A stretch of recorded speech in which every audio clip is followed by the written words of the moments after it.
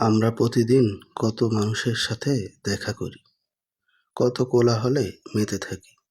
কিন্তু আপনি কি কখনো ভেবে দেখেছেন, একদিন এই কোলাহল থেমে যাবে। আপনার নাম ধরে ডাকার মতো কেউ থাকবে না।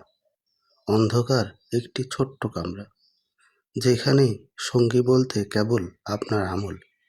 হ্যাঁ, আমি কবরের কথা বলছি। যে মাটির উপর দিয়ে আজ আমরা দম্ভ ভরে হেঁটে বেড়াচ্ছি, সেই মাটি একদিন আমাদের আপন করে নেবে। রাসূলুল্লাহ সাল্লাল্লাহু আলাইহি সাল্লাম বলেছেন, কবর হলো আখিরাতের প্রথম মঞ্জিল। কবরে রাখার পর যখন আপনার আপনজনেরা আপনাকে রেখে চলে আসবে, তখন তাদের পায়ের জুতার শব্দ আপনি শুনতে পাবেন।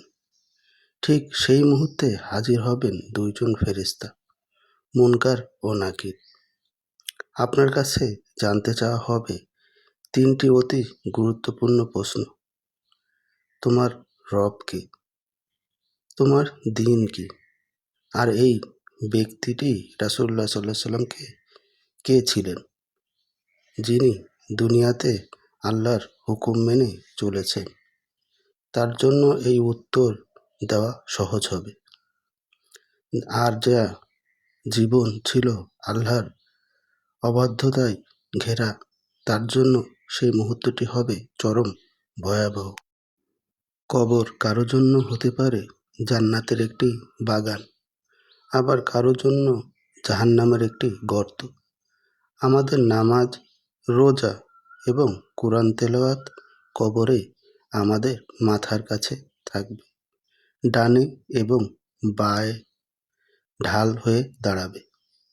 কিন্তু যার পরকালের ভুলে দুনিয়ায় মোহে মত্ত ছিল, তাদের জন্য কবরের একটি মাটি হবে সংকুচিত। সেই সংকীর্ণতা সহ্য করার ক্ষমতা কি আমাদের আছে? আমরা কি প্রস্তুত সেই নিঃসঙ্গ যাত্রার জন্য, যেখানে আমাদের অর্থ, ক্ষমতা কিংবা প্রিয়জন কেউ পাশে থাকবে না? সময় এখনো শেষ হয়ে যায়নি। নিঃশ্বাস যতক্ষণ বইছে, তওবা করার সুযোগ ততক্ষণ আছে। আসুন আমরা দুনিয়ার চাকাচিহ্ন হারিয়ে না গিয়ে সেই অন্ধকার ঘরের প্রস্তুতি নেই। আল্লাহ আমাদের সবাইকে কবরের আযাব থেকে রক্ষা করুন এবং আমাদের শেষ ঠিকানা জান্নাতুল ফেরদাউস নসিব করুন। ভাবুন তো, আপনি অন্ধকার কবরে থাকবেন কি করে, যেখানে কোনো আলো নেই, কোনো সঙ্গীও নেই। তাই আজ থেকেই প্রস্তুতি নিন। আল্লাহ সবাইকে সঠিক বুঝদান করুন এবং সবাইকে জান্নাতুল ফেরদাউস নসিব করুন। আমিন সুম্মা আমিন। দিন এবং আমল সম্বন্ধে জানতে চাইলে অবশ্যই আমাদের চ্যানেলটি সাবস্ক্রাইব করবেন এবং আমাদের পাশে থাকবেন। আল্লাহ হাফেজ। পরবর্তী ভিডিওতে আবার দেখা হোক।